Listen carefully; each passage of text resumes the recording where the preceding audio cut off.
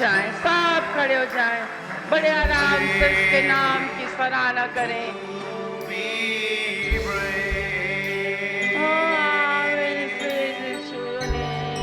I sing praises to your name. Oh Lord, praises to your name. Oh Lord,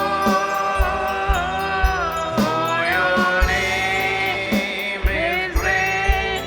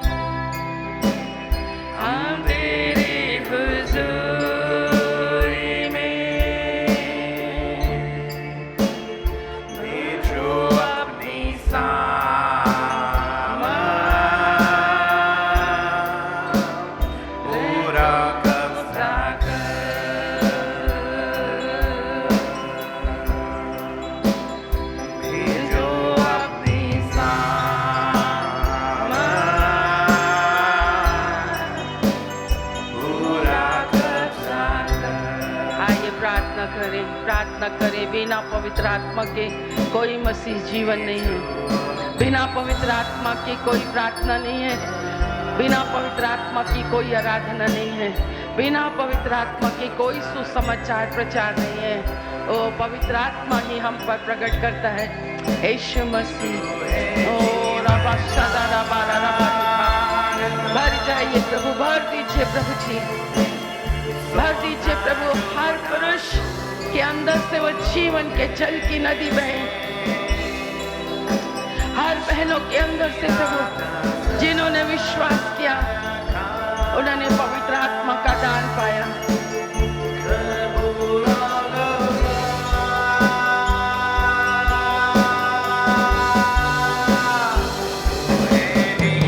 आइए प्यार से होकर कहे, तू है जीवन और असला सोता जुना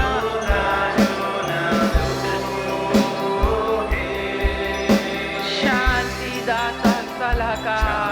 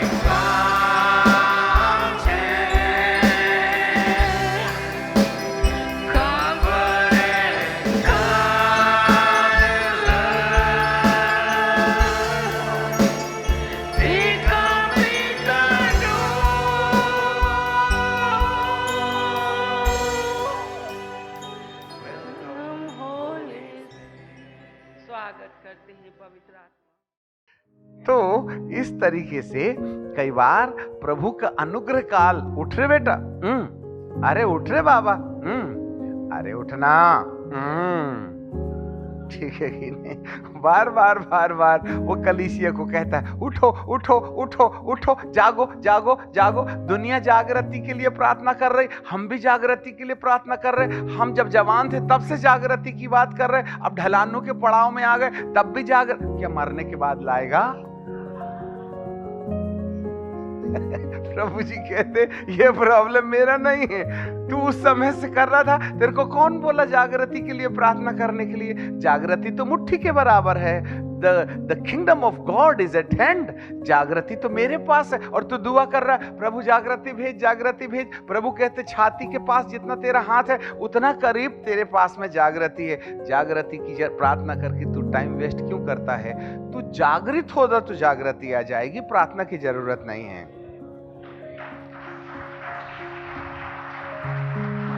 हालेलुया। सो हम कर ये रहे, प्रभु ये कर वो कर, हम नहीं जाग रहे।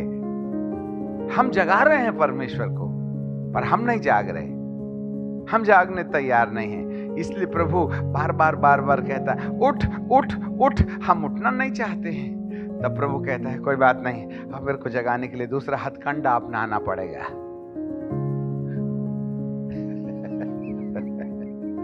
समझ में आ गई बात?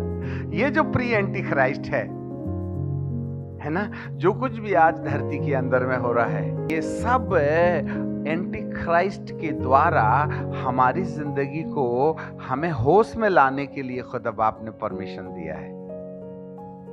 जिन्हें आत्मिक युद्ध के बारे में बहुत बारीकी से मालूम है, यदि वो 2019 तक भूत निकालते रहे होंगे तो 21 के बाद में ऐसे अजीब और गरीब भूत आए हैं जो हमसे भी नाम पूछते हैं, अब तक धरती में देखा नहीं गया, ये आ कहां से गए? प्रभु जी कहते हैं ये धरती वाले नहीं है, मैंने नीचे से छुट्टी दिया हूं उनको। Oh my God. हमने कहा आइडिया कि आप क्यों ऐसा करते हो, क्यों मुसीबत भेजते हो, तब समझ में आता है कि हे परमेश्वर, आप सब कुछ इसलिए ऐसा करते हैं जिससे कि तुम अपने परमेश्वर के बीच में जो पाप की दीवार पश्चाताप नहीं करने के द्वारा खड़ी हुई है उसको ढह दो, तो मैं तुम्हें सुरक्षित रखूंगा। हालेलुया। Oh my God. हमारा प्रभु बड़ा दयालु है। वो हमारे टेम्पररी घर पर इतनी रुचि नहीं रखता जितना करोड़ों साल के स्थायी घर पर रुचि रखता है।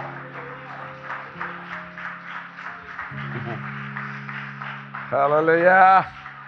इसलिए वो एक ऐसे घर को आपकी जिंदगी के रूप में बना देना चाहता है जिसमें खुदा बाप साहुल लगाकर आपकी जिंदगी की दीवार खड़ी होनी चाहिए।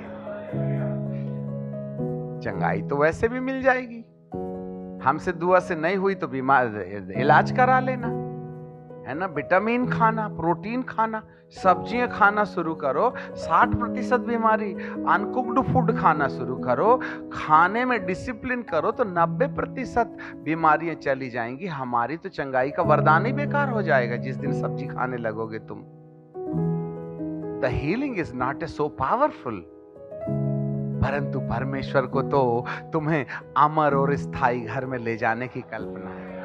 वही है परमेश्वर का दिल, वही है परमेश्वर की योजना, जहां परमेश्वर हमारे लिए स्थायी घर बनाता है। My goodness. परमेश्वर दर्शन में दिखाते हैं एक बहुत खूबसूरत घर है, उसमें उसने लॉन लगा के रखा है और उसने गुलाब के फूल हैं, टमाटर लगे हैं, सब्जियां लगी हैं। रात को वो सुबह दूसरे दिन वो बहुत अच्छे तरीके से अपने घर को धोता है, साफ करता है, परंतु सुबह क्या देखता है कि उसके टाइल्स लगे बरांडे में गाय ने गोबर करके चली गई। टमाटर का छिलका बचा है, अंदर का गूदा गायब। बरबटी की बेला है, बरबटी गायब।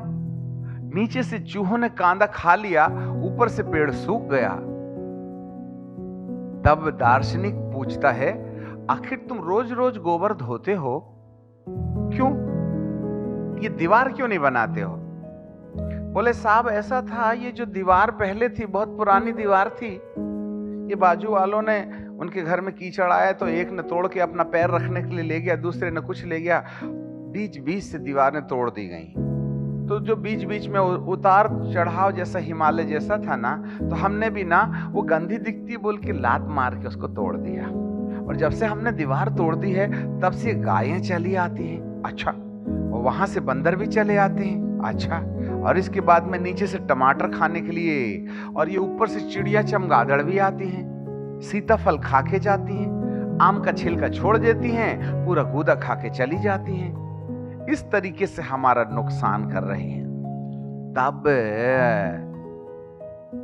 दर्शन में 2 श्वेत वस्त्र पहन के 2 लोग आते हैं और वो कहते हैं ठीक है, हम एक उपाय करते हैं तुम्हारे लिए। क्या?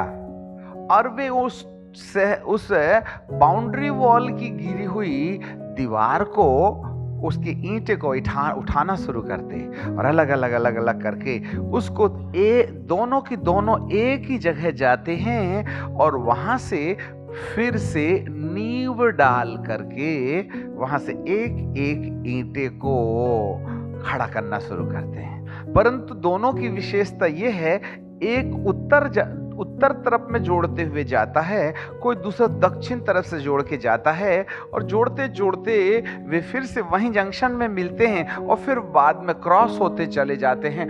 दोनों एक साथ काम नहीं कर रहे हैं सर, पर दीवार बनाने का काम दोनों कर रहे हैं, पर एक साथ नहीं कर रहे हैं। एक उधर से सिल रहा है, दूसरा इधर से सिल रहा है, इधर से सिल के फिर वो एक ही जगह मिलते, फिर वो दूसरी तरफ चले जाता है। इस तरीके से ये दो पुरुष हाथ में गोला लिए हुए हैं और धागा भी लिए हुए हैं, और गोले और धागे से बाहर की बाउंड्री वॉल बनाते जा रहे 2 फीट बनाए, 3 फीट बनाए, 4 फीट बनाए, 6 फीट बनाए। हम तो 4-5 फीट के और 6 फीट के बाद में दीवार बनाना छोड़ देते हैं, परंतु इन्होंने दीवार बनाना बंद ही नहीं किया, बनाते जा रहे। 6 फीट तो हो गई तो गाय बकरियों ने आना बंद कर दिया, पर बंदर तो कूद के आ रहा था ना, इसलिए वो लगे बनाते गए। हे प्रभु, इतनी ऊंची क्यों दीवार बना रहे हो? बोले हम आपको बाद में बताएंगे, इसका अर्थ अभी तुमको समझ में नहीं आएगा। बनाते गए और उन्होंने इतना ऊंचा दीवार बना दिया कि घर नीचे हो गया और बाउंड्री वॉल ऊंची हो गई। बोला हे, ये क्या है? बोले देखो तो सही तुम। जब उन्होंने पूरी दीवार घर की ऊंचाई से, जो पेड़ पौधे आपके लगे थे उन सारे पेड़ों से भी ऊंचा, पूरे शहर की बाउंड्री वॉल इतनी ऊंची हो गई कि शहर नीचे दब गया, तब पवित्र आत्मा कहते हैं अब आंख उठा के देख। और जैसे ही आंख उठा के देखा तो घर की ऊंचाई से बनी दीवार के ऊपर में एक नेट, जाली ऐसे करके लगी हुई है, मछली पकड़ने की जाली जैसा। बोले अब परिंदा भी अंदर नहीं आ सकता है।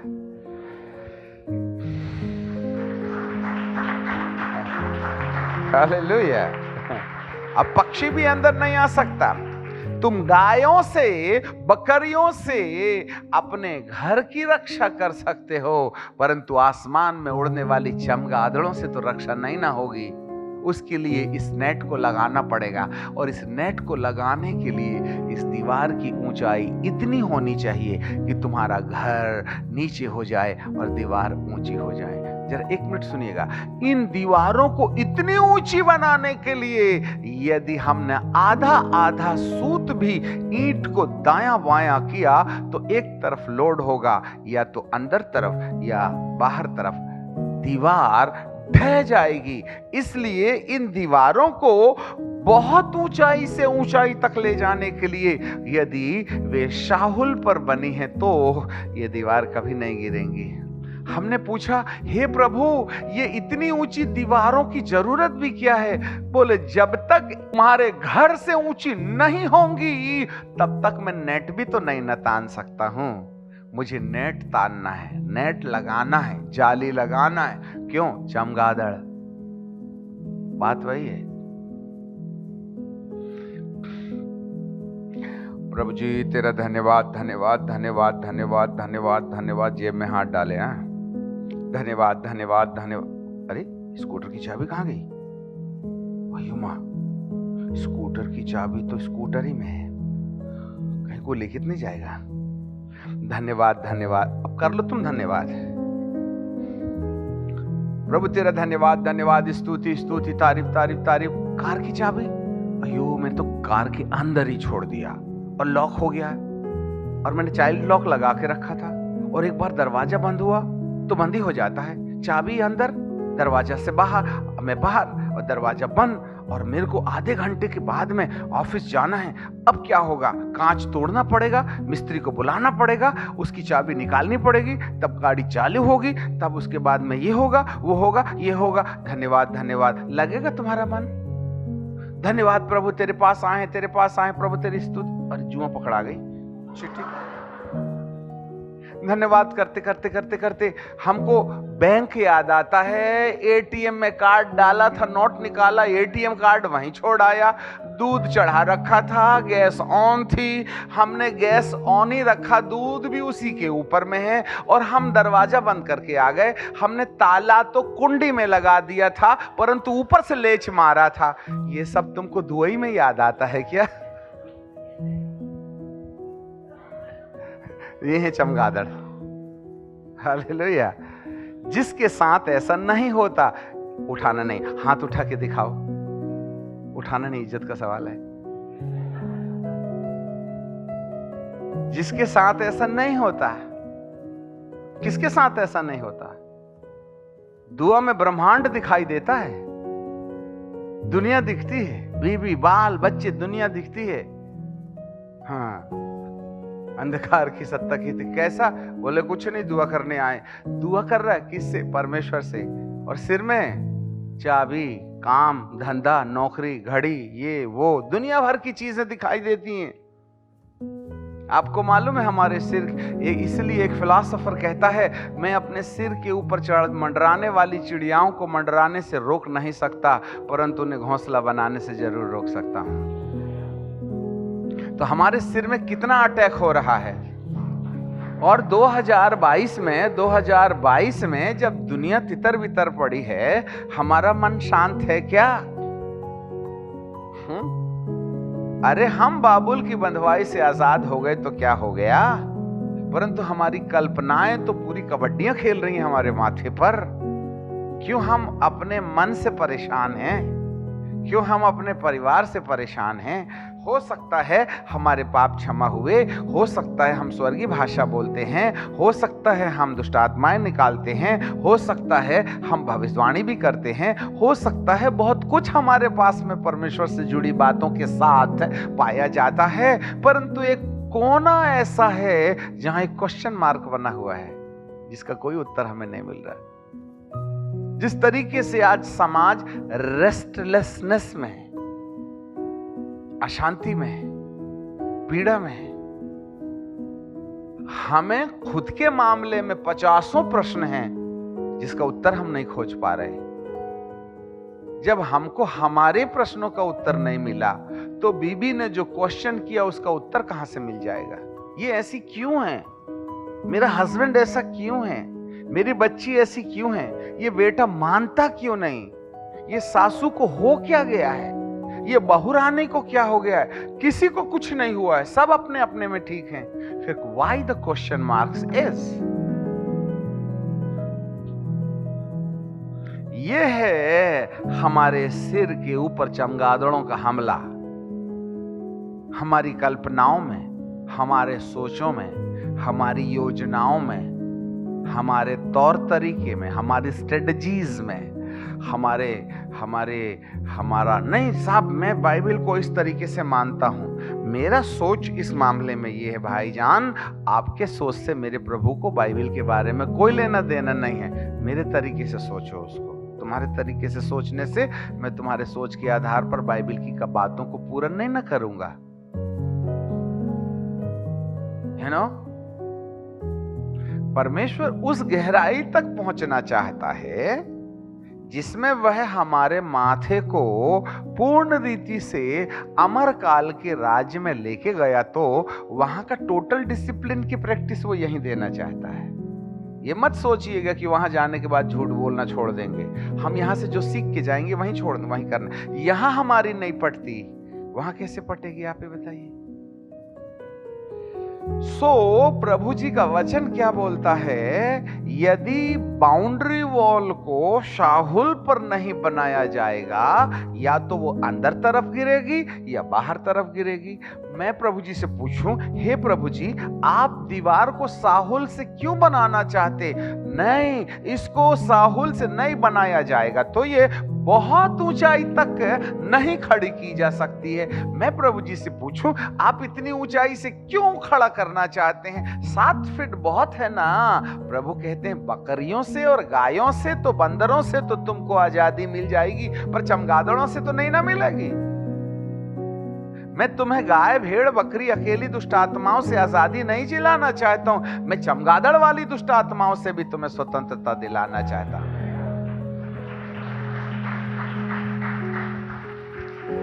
इसलिए मेरी मजबूरी है कि मैं साहुल लगा के दीवार को इतना ऊंचा कर दूं, इतना ऊंचा कर दूं, इतना ऊंचा कर दूं कि ऊपर नेट तानने में मेरे को प्रॉब्लम नहीं होना चाहिए। तुम्हें क्या है? तुम्हें तो चमगादड़ से बचना है।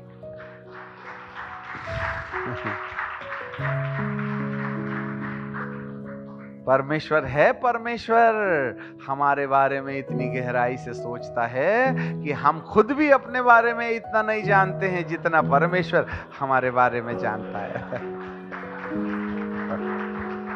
ओह माय गॉड, क्योंकि उसको उस अमर काल वाले जीवन की इतनी चिंता है।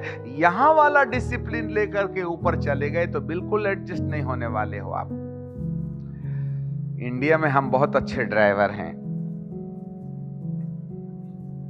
18 साल से गाड़ी चलाते चलाते इस साल तक चलाते रहे। पानी रख दो गिलास का, छलक जाए, बताना ऐसे ड्राइवर है। पर अमेरिका गए हम, और यहां हम राइट हैंड ड्राइवर हैं, लेफ्ट में पैसेंजर बैठता है।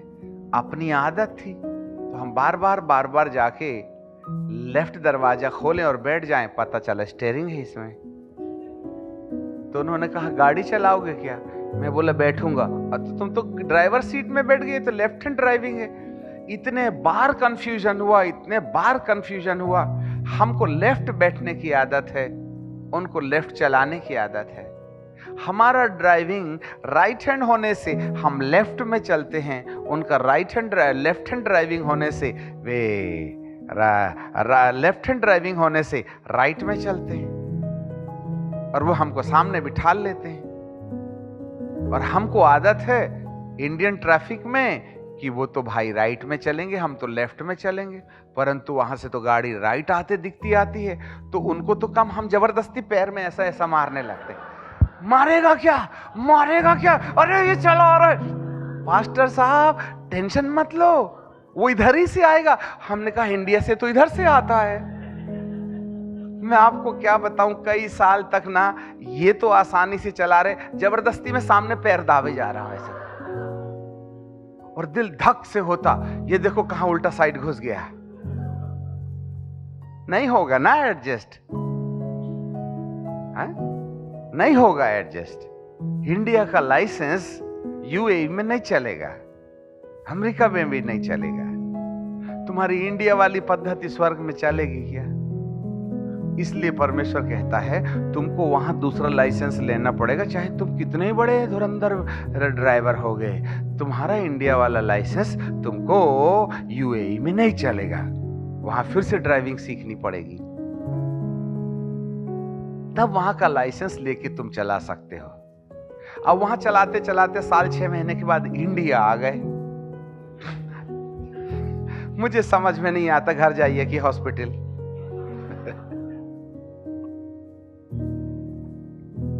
परमेश्वर हमको अनंत काल में जिस राज्य में ले जाना चाहता है, वहां का डिसिप्लिन टोटल अलग है, एंटायरली डिसिप्लिन अलग है।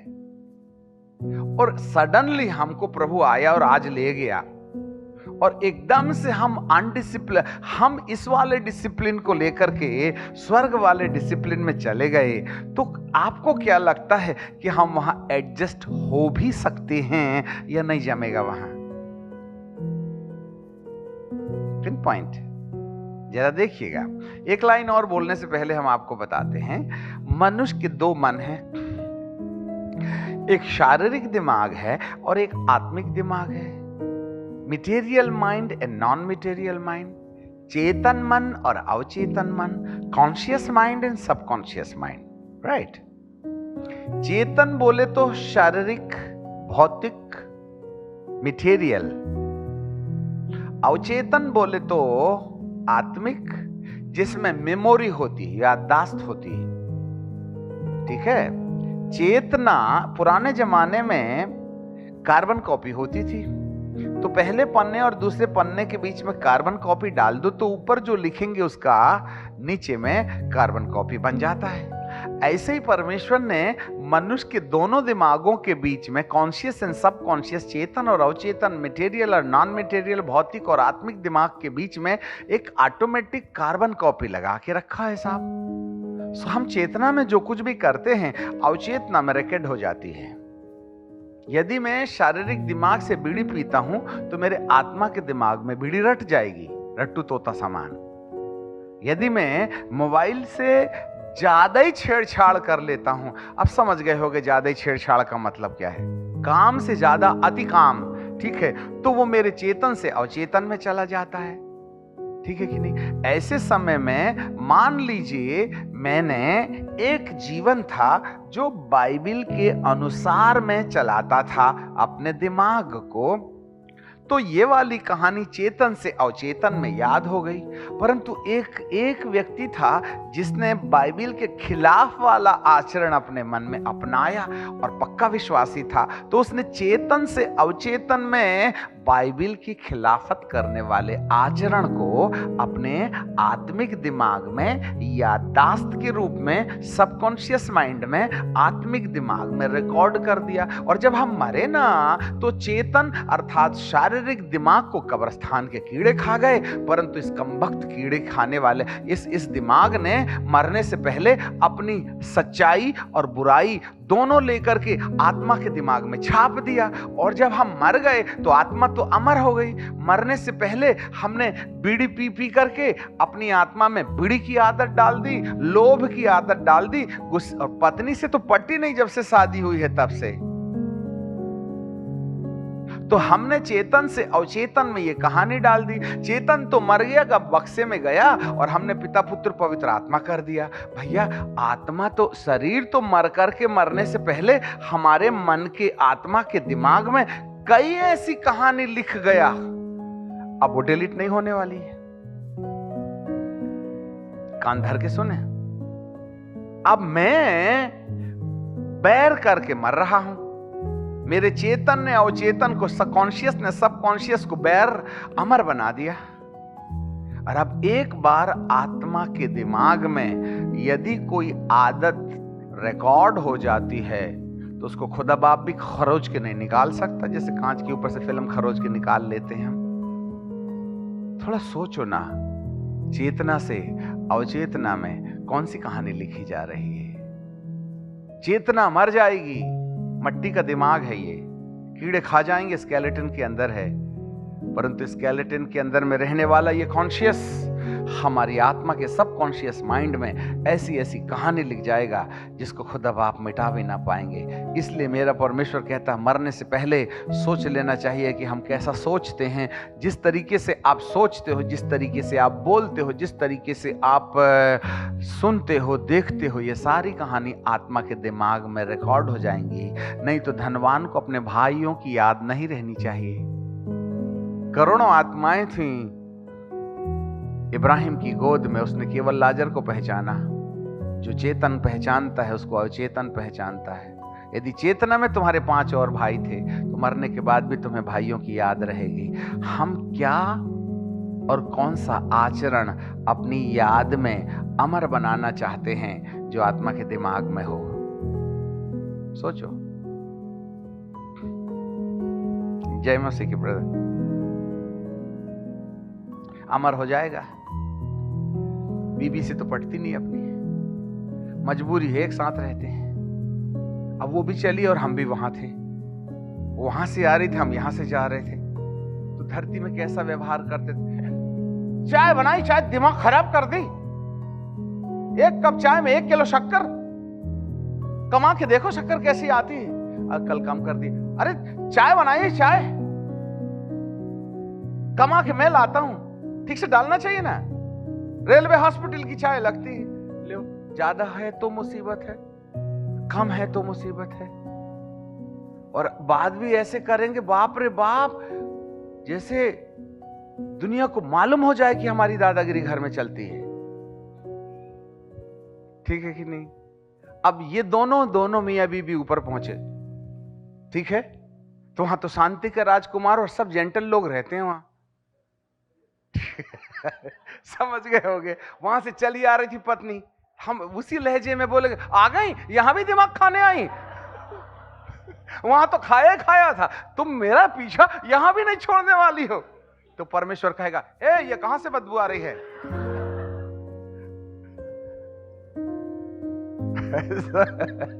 समझ रहे हैं बात?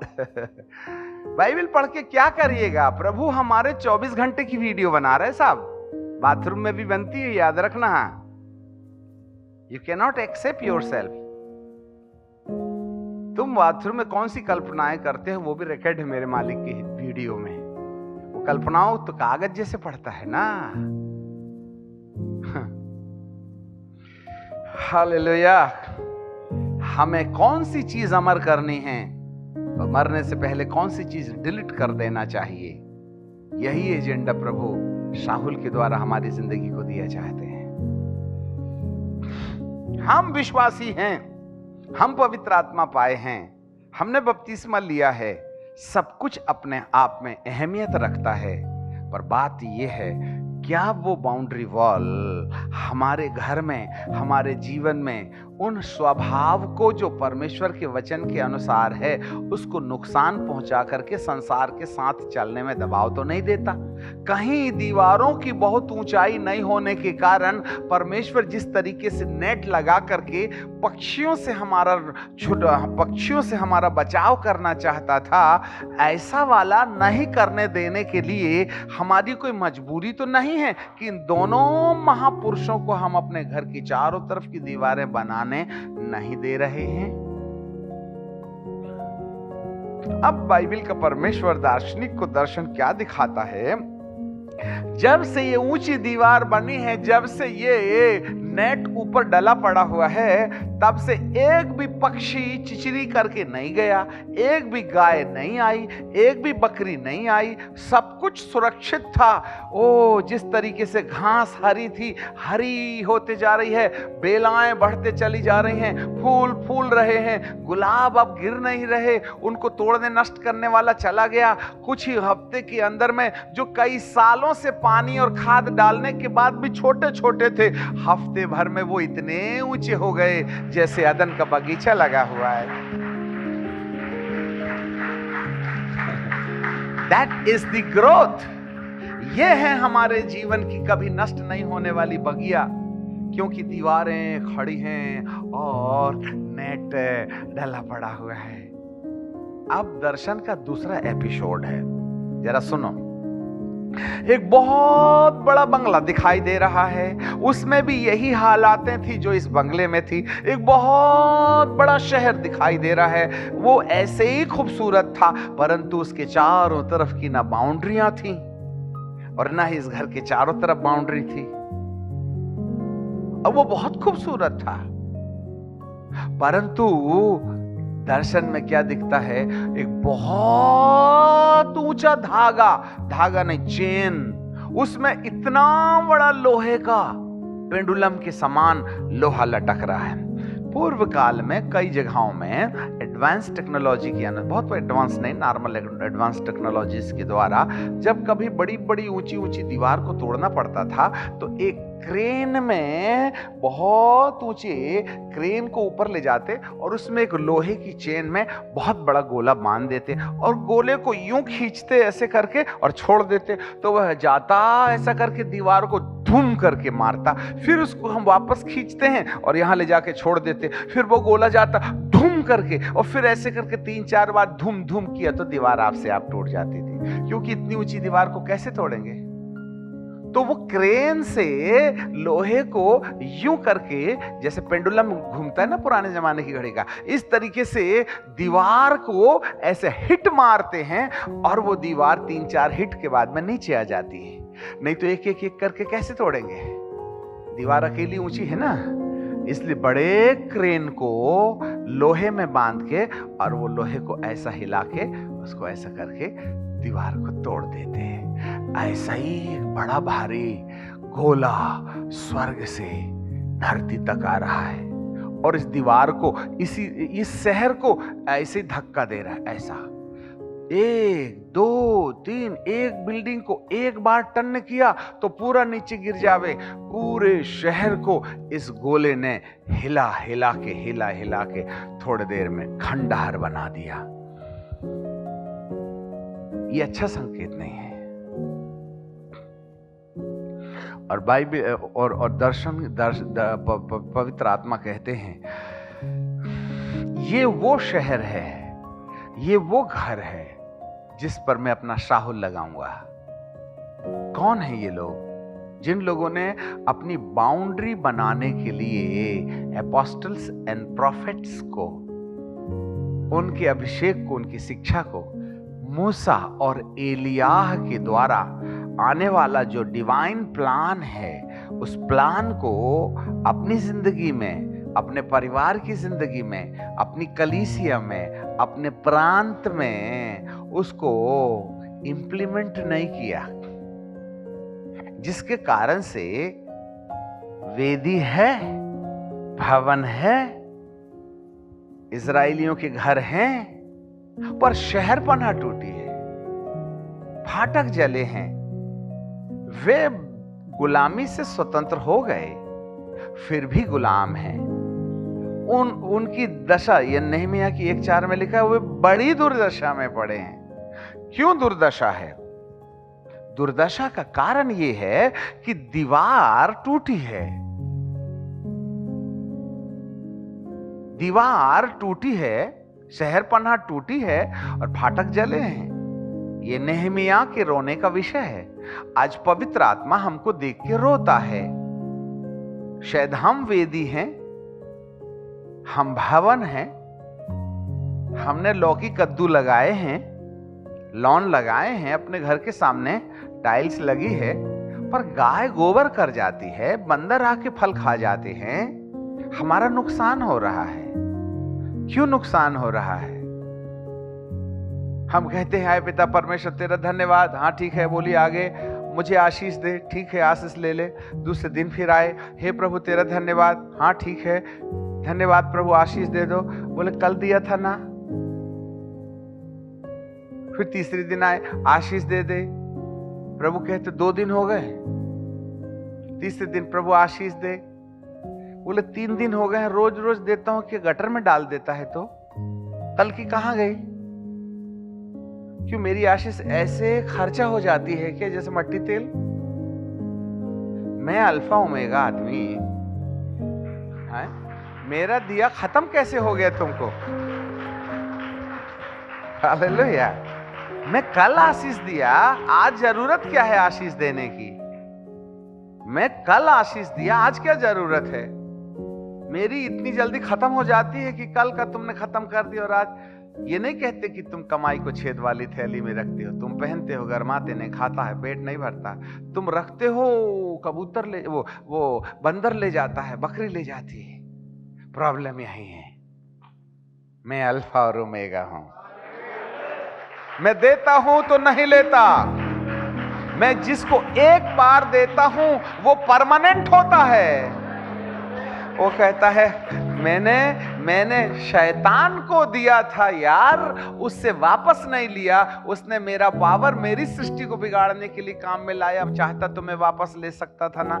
जब मैंने लूसीफर से पावर नहीं लिया, तुमसे ले लूंगा। तुमको डाउट है क्या? नहीं लेता। फिर कल तुमने आशीष मांगे थे तो आज क्यों गुहार लगाए? या तो मिली नहीं होगी, या तुम पर विश्वास नहीं है, या चोरी हो गई होगी।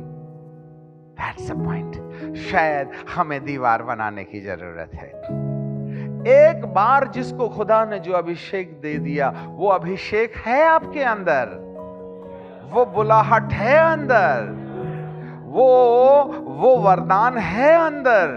परंतु यदि वो हमारे विश्वास से अविश्वास में बदल गया तो वो अंदर है पर हमारे काम नहीं आ रही है। या फिर हमारे इमोरल लाइफ से या हमारी गलतियों के कारण वो हमारे किसी और ने, या तो बंदर ने ले गया, गाय ने चर गई, या फिर और नुकसान करने वालों ने नुकसान करके ले गए होंगे। Praise the Lord. मेरे प्रियो, प्रभु तुमको इस वो जो परिचय है ना, बहुत मजा आता है जब बाइबल समझ में आने लगती है ना, तो दुनिया बिल्कुल अलग दिखती है। एक पद हम आपको बताते हैं, प्रकाशित वाक्य की किताब 2 अध्याय और उसका 8वां पद, स्मुरना की कलीसिया। Book of Revelation chapter 2 and verse 8 है, स्मुरना की कलीसिया के दूत को लिख, जो प्रथम और अंतिम, जो मर गया था अब जीवित है, वह कहता है। ठीक है, कितनी अच्छी बात है। अब यही प्रभु जब पिरगमुस की कलीसिया के सामने खड़ा होता है, 12वां पद, जिसके पास दुधारी और चोखी तलवार है, वह कहता है, हे प्रभु, आप तो एक ही हो ना। स्मुरना की कलीसिया को तुम कहते हो प्रथम और अंतिम, और पिरगमुस की कलीसिया को कहते हो ये दुधारी तलवार। और फिर आप इसी पिरगमुस की कलीसिया को कहते हो 16वें पद में, सो मन फिरा, नहीं तो मैं तेरे पास आकर अपने मुख की तलवार से उनके साथ लड़ूंगा।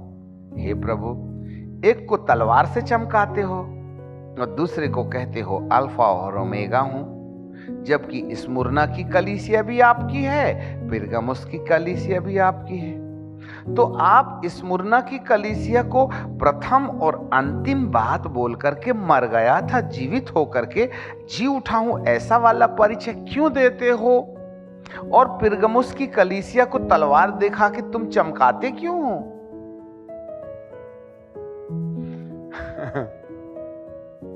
यदि 7 कलीसियाओं को देखें, जरा ध्यान दे लेना, 7 कलीसियाओं को देखें तो हम एक चार्ट बता देते हैं। एक लाइन ऐसा खींचना और एक लाइन ऐसा खींचना। चलो होमवर्क थोड़ी देर के लिए। पहले पॉइंट में लिखना कलीसिया के नाम, इफिसुस की कलीसिया, स्मुरना की कलीसिया, 7 कलीसियाओं के नाम, और 8वें में अपना नाम लिख देना। 8 कलीसिया हैं। दूसरे में यीशु की विशेषता, हर कलीसिया को प्रभु ने अलग अलग परिचय से परिचित कराया अपने बारे में। कोई भी कलीसिया का परिचय, किसी भी कलीसिया में परमेश्वर ने यीशु का परिचय एक सा नहीं दिया। इफिसुस की कलीसिया को कहता है 7 तारे हाथ में लिया, स्मुरना की कलीसिया को कहता है प्रथम में हूं, और परगमुस की कलीसिया को कहता है मेरे मुंह में मेरे पास तलवार है। थुआतीरा की कलीसिया को कहता है मेरी आंखें आग के ज्वाला के समान है और पैर उत्तम पीतल के समान है। सरदीस की कलीसिया को कहता है जो 7 आत्माओं और 7 तारे को रखता है। और फिलाडेल्फिया की कलीसिया को कहता है मेरे हाथ में कुंजी है, खोलूंगा तो कोई बंद नहीं कर सकता, टेंशन नहीं लेना, मैं ही खोलूंगा तेरे लिए। हर कलीसिया के पास में प्रभु का परिचय अलग है। तीसरे पॉइंट में हर कलीसिया को प्रभु उसके गुणों के बारे में बताता है, क्वालिटी ऑफ द चर्चेस। तीसरे पॉइंट में क्वालिटीज हैं तेरे अंदर में। मैं देखता हूं इफिसुस की कलीसिया, तू तेरे काम को जानता, तेरे परिश्रम को जानता, तेरे धीरज को जानता। और फिर स्मुरना की कलीसिया, सब कलीसिया के गुणों को वो प्रकट करता है। परंतु चौथे पॉइंट में हर कलीसिया को दोष, ठीक है इफिसुस की कलीसिया, बट किंतु परंतु लेकिन तूने पहले का सब प्रेम खो दिया। हर कलीसिया में वह शिकायत भी लिखता है कि तेरे अंदर ये कमी है, ये कमी है, ये कमी है, ये कमी है। परंतु 2 ऐसी कलीसियाएं हैं, स्मुरना की कलीसिया और फिलाडेल्फिया की कलीसिया, जिसमें प्रभु को शिकायत करने के लिए कोई पॉइंट ही नहीं था। लिसन मी केयरफुली, स्मुरना की कलीसिया और फिलाडेल्फिया की कलीसिया में चौथे नंबर वाला ब्लॉक एम्प्टी था, और जब शिकायती नहीं है तो सलाह देने का सवाल ही नहीं उठता है। स्मुरना की कलीसिया और फिलाडेल्फिया की कलीसिया दो ही कलीसियाएं हैं जिसके बारे में प्रभु ने बोला मैं तुझको मुकुट दूंगा। दूसरा अध्याय और उसका 10वां पद जरा देखिएगा, मैं तुझे जीवन का मुकुट दूंगा। Book of Revelation chapter 2 verse 10 last portion, मैं तुझे जीवन का मुकुट दूंगा। अब फिलाडेल्फिया की कलीसिया के पास जाकर के कहता है 11वें पद में 3:11 में, मैं शीघ्र आने वाला हूं और जो कुछ तेरे पास है उसको थामे रखना, तेरा मुकुट न छीनने पाए। मेरा कहने का मतलब प्रभु जी से ये है, प्रभु सातों कलीसियाएं सबको मुकुट की चर्चा करना चाहिए, आपने स्मुरना और फिलाडेल्फिया की कलीसिया के लिए तुमने मुकुट की चर्चा क्यों की? तो प्रभु कहते हैं मुकुट का मामला उन्हीं में लागू होता है जिनमें कोई दोष नहीं रहता है, बाकी सब दोषी कलीसियां, इसलिए मुकुट भी नहीं है उनके चर्चा में। और मुकुट हमको जीते जी नहीं मिलता, मुकुट हमको मरने के बाद मिलता है। जब यीशु आया मुर्दों में से जिंदा किया और जैसे हम स्वर्ग के गेट में पहुंचेंगे तो पिता परमेश्वर कहेंगे ठहरो, सबको लाइन लगा के रखो, ये लोग अंदर चले जाएंगे तो दूत लोगों में मिक्स हो जाएंगे, इसलिए मेरे बेटे अलग से दिखना चाहिए बोल के सब मुकुट पहनो फिर अंदर आना, जिससे कि मैं स्वर्गदूतों के बीच में मेरा बेटा कौन सा है उसको आइडेंटिफाई कर सकूं।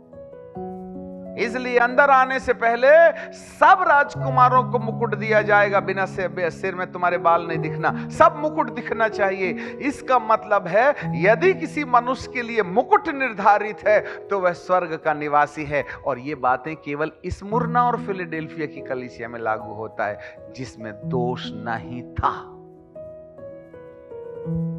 केवल उन्हीं के लिए अनंत जीवन की बात आती है, ब्लेमलेस चर्च। और मेरा परमेश्वर ऊंची दीवार बनाकर और ऊपर से जाली तानकर हमारे माथे में भी चिड़ियाओं को चिचरी नहीं करने देना चाहता है, जिससे कि तुम्हारा मन धन्य है वे जो मन के शुद्ध हैं, क्योंकि वे परमेश्वर को देखेंगे। यही वह जगह है जहां परमेश्वर आपको धन्यता की लिस्ट में लाना चाहता है, तुम्हारे लिए मुकुट रिजर्व करना चाहता है, तुम्हारे लिए द्वितीय आगमन में महिमा की देह निर्धारित करना चाहता है, तुम्हारे लिए स्वर्गदूतों के बीच में तुम खो ना जाओ बोल करके मुकुट रख करके, मेरा प्रभु वो भीड़ में, करोड़ों की भीड़ में मेरा एक बेटा खड़ा है, देखो मुकुट से पहचान रहा हूं।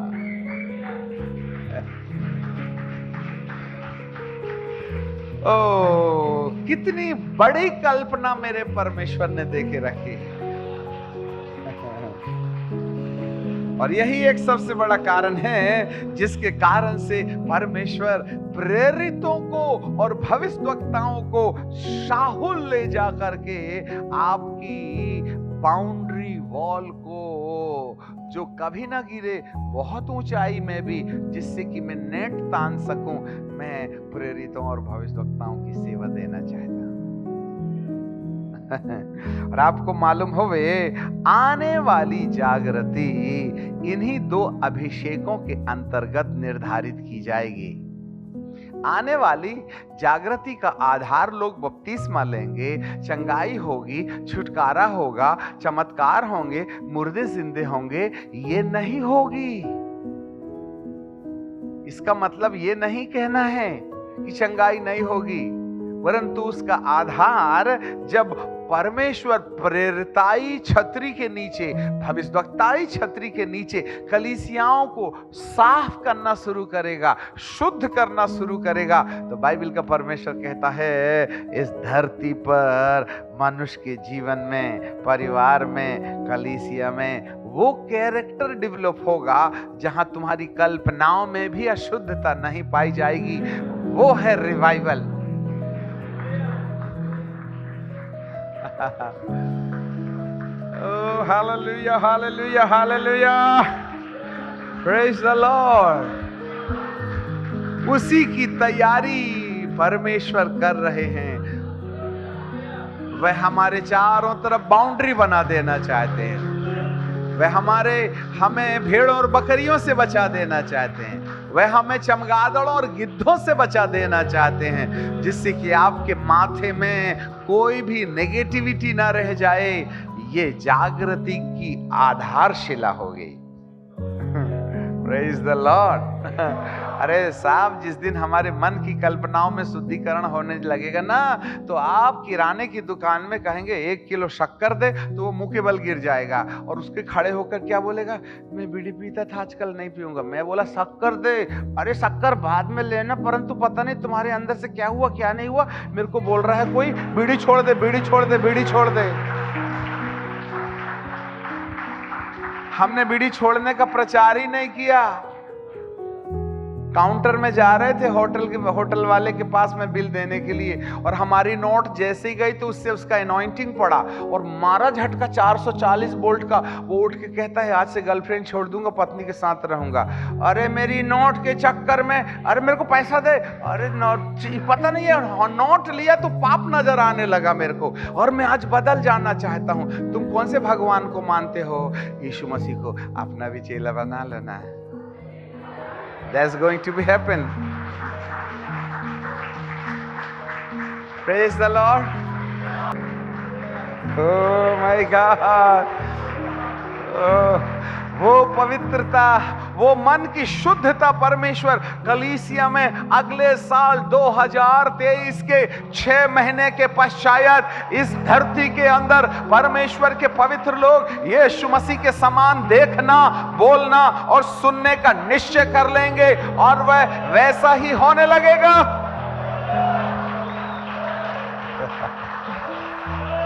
Oh my God. वही है रिवाइवल, और उसके बादल दिखाई देते हैं, उसका अभिषेक नजर आता है, उसकी सामत नजर आती है, उसके चलने की आहट सुनाई देती है, उसके पांव धरती पर चलते हुए नजर आ रहे हैं। Oh my God.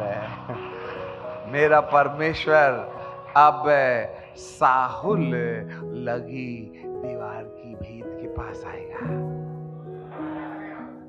और यदि कोई उसकी सलाह नहीं माने तो एक साहुल स्वर्ग से आ रहा है, और वो साहुल तकलीफ देगा जिन लोगों ने उस परमेश्वर की सलाह को नहीं माना।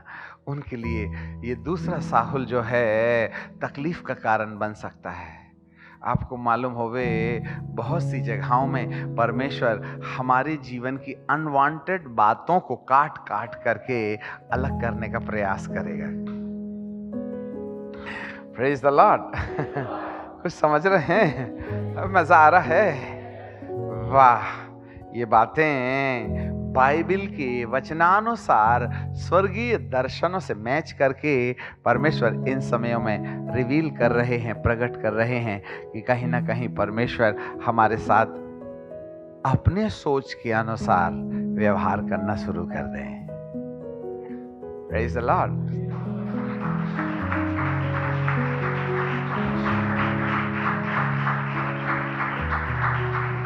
तो बहुत से ऐसे दर्शन हैं। शाम को हम एक दूसरे विजन की ओर चलेंगे, कैसे इस देश में परमेश्वर एक नई कलीसिया की फाउंडेशन डाल रहा है। आपको मालूम होवे, पतरस भैया डिप्रेशन में थे और उन्होंने दरवाजा बंद वगैरह कर लिया और ताला मार के अंदर चले गए। यीशु मसीह आए, जी उठने के तुरंत बाद पहले तो मरियम और स्त्रियों को दिखाई दी और जाके बोलो कि मेरे भाइयों को बोल दो कि यीशु जी उठा है। और उन्होंने दूसरों के द्वारा संदेश सुना तो प्रभु खुद प्रकट हो गए और उन्होंने कहा शांति मिले। बस सब लोग बोले आ गए ना भूत, ठीक है कि नहीं? तो थोमा नहीं था, तो इन्होंने बोला हमने गुरु जी को देखा है। तुम बोल तुम फालतू की बात करते हो, डर के मारे कुछ भी देखते हो और प्रभु को देखे बोलते हो। मैं जब तक छेद में उंगली नहीं डालूंगा ना हाथ के, तो यीशु मसीह एक के कारण टेंशन में थे और वो ढूंढ रहे थे कि कब अंदर आएगा ये, ठीक है। और एक दिन चेलों के साथ थोमा भी था, तो पूरे दूसरे चेलों को छोड़ दिया, वो एक ही के चक्कर में आया और सीधे टारगेट बना के कहा इधर इधर हाथ डाल, उंगली मेरे पंजर में डाल। वो आया भी ईमानदारी से, पूरा अंदर घुसा के देखा ऐसा करके। हाड़ मांस नहीं होते भूत के, हाँ डाल लिया, अब विश्वासी नहीं, विश्वासी बन जा। भुनी मछली खाया, रोटी खाया, सामने भूत नहीं खा सकता, देखो चबा रहा हूं, है ना। इसका मतलब है यीशु ने इतने ढेर सारे पुख्ता प्रमाण दिए यीशु के जी उठने के बाद, फिर भी 8वें दिन चेले चले अपने पुराने व्यापार में, चल पड़े। हम तो चले भैया मछली पकड़ने, कौन कौन चलेगा? अकेला जाता, 5 और ले गया, 6 लोगों की चेलों की टीम तिबिरियास की झील में मछली पकड़ने चली गई। प्रभु परेशान, 3.5 साल इनको मैंने अपना अनुग्रह दिया, ये पानी में चले, ये मुर्दा जिंदा करे, ये क्या नहीं किए मेरे समान। अभी देखो इनको फिर से पुराना धंधा याद आ गया। पापा को दी जाल, फिर वापस मांग लिया, पापा 3.5 साल का किराया दे दूंगा, वापस लौटाओ मछली पकड़ने। तो ये सारी रात मछली पकड़े। जब प्रभु का मिशन छोड़ के अपना मिशन चलाओगे तो प्रभु थोड़े ना खड़े रहेंगे। मछलियों को कहा चलो सब उपवास में, अंडरग्राउंड, एक भी नहीं मछली, पूरे तालाब से गायब। ठीक है कि नहीं? याद रखना, प्रभु की योजना छोड़ के इधर उधर जाइएगा ना तो सब मछली को अंडरग्राउंड कर देगा वो। हाँ, फिर प्रभु जी ने कहा तुम्हें समझ में नहीं आया क्या? मैंने आदमी पकड़ने बोल रहे थे, तुम मछली पकड़ बैठे। अच्छा ठीक है कोई बात नहीं, दाहिनी ओर जाल डालो।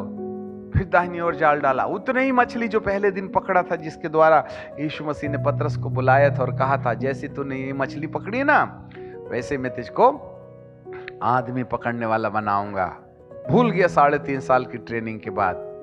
प्रभु यीशु मसीह ने कहा ठीक है, हाँ कितनी मछली लाए? अच्छा ज्यादा नहीं लाना, बड़ी बड़ी लाना, छोटी वहीं छोड़ दो, यहाँ बहुत कचरा हो जाएगा। पतरस 153 मछलियों का जाल खींच करके किनारे लाया। तो प्रभु जी कहते हैं मुबारक हो तुमको ये मछली, है ना। मेरे पास कोयले में आग और कोयले की आग में मछली और रोटी रखी है, पहले खाओ फिर बिजनेस की बात करेंगे। किसी को हिम्मत नहीं था पूछने का ये प्रभु है कि भूत है, ऐसे लिखा है यूहन्ना के 20 में। खाते जा रहे, किसी को डाउट हो रहा भूत तो नहीं है, ठीक है कि नहीं। खाते भी जा रहे और खा पी करके जब डकार मारे ना तो प्रभु जी ने पूछा क्या तुम मेरे को प्यार करते हो? अरे हद करते हो गुरु जी। अरे तू तो गुरु चेला वाला प्यार करता, इस चक्कर में मेरा मिशन छोड़ के तूने तो अपना ही मिशन शुरू कर दिया। मैं क्या बोला था तेरे को? आदमी पकड़ने बोला था ना। छाती में हाथ रख, पूछ, अरे तुमसे अच्छी तो स्त्रियां कितने लोगों को मोहल्ले में बता दी यीशु जिंदा हो गया है, और तुमको मैंने 3.5 साल की ट्रेनिंग देके PhD दिया, उसके बाद भी आज 8वां दिन है, एक भी आदमी को तुमने नहीं बोला यीशु मसीह जिंदा हो गया बोल करके। और प्यार करने की बात करते हो मेरे को, ठीक है ना। फिर यीशु ने पूछा प्यार करते हो क्या इनसे? Do you love me more than this all? Yes Lord. पतरस ने सोचा वोचा कुछ नहीं, जवाब दे दिया। ये तो तत्काल जवाब देने वाले लोग थे, इनके सिर में सिर थोड़ा ही ना था। तीसरी बार फिर पूछा तू मेरे को प्यार करता है क्या?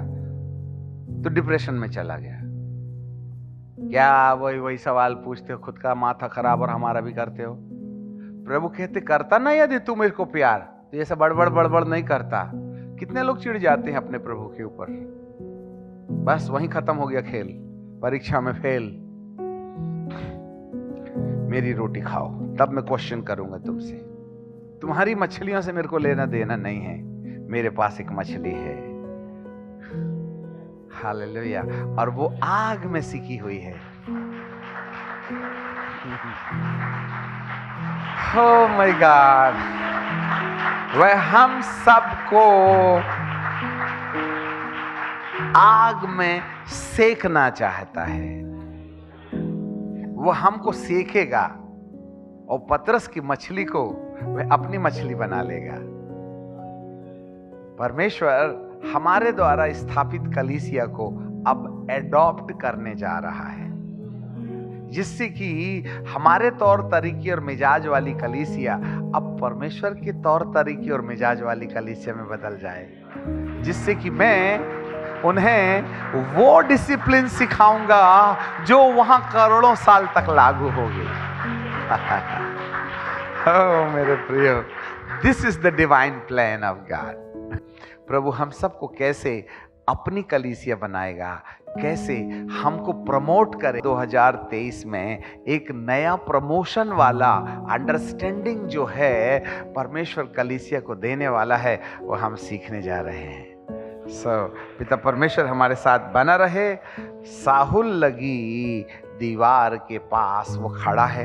हमको यदि अपने प्रभु को अपने पास रखना है, या हम ये उम्मीद रखते हैं कि वह हमारे दीवार के पास आ जाए, तो जरूर साहुल को अपने व्यक्तिगत जीवन में, अपने परिवार में, और एक लाइन बोली देते हैं, उसको पढ़ लीजिएगा। साहुल का अर्थ क्या है, फिर उसको बंद कर देंगे। यशायाह की किताब और बुक ऑफ आइजिया 28:17, राइट। मैं न्याय को डोरी और धर्म को शाहुल ठहराऊंगा, और तुम्हारा झूठ का शरण ओलों के द्वारा बह जाएगा, और तुम्हारे छिपने का स्थान जल में डूब जाएगा, है ना। हाँ, कोई भी जो होना है हो जाए, हमारा मन शुद्ध होना है, यही बात परमेश्वर चाहते हैं। प्रार्थना करेंगे, ठीक है ना। Thank you Jesus.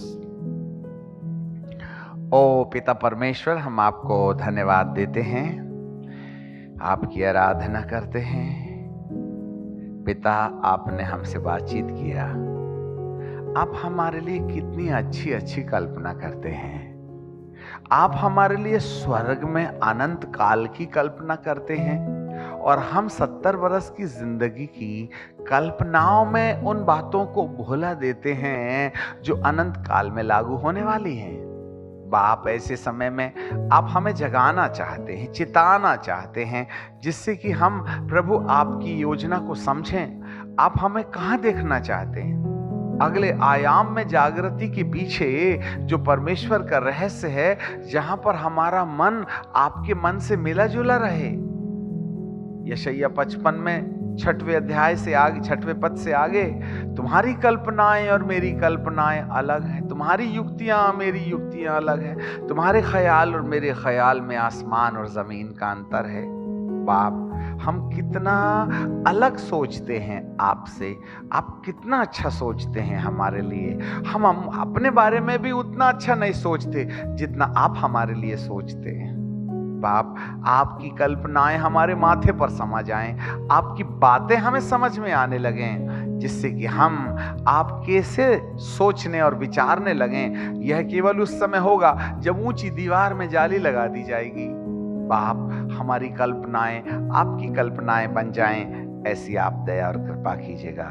यह वह इनर हीलिंग है जिसके बिना प्यारे पिताजी हमारा इस वाले संसार का जो लाइसेंस है उस वाले संसार में लागू नहीं होगा। ऐसे ही हमें आपकी उन तमाम आत्मिक योजनाओं के अंतर्गत अपने आप को स्वर्ग के संपूर्ण डिसिप्लिन में अपने आप को ढाल देने के लिए अनुग्रह दीजिएगा, जिससे कि हम आपके नक्शे कदम पर चल सकें। हम आपको महिमा और आदर और सम्मान देते हैं, यीशु नासरी के नाम से मांगते हैं, आमीन।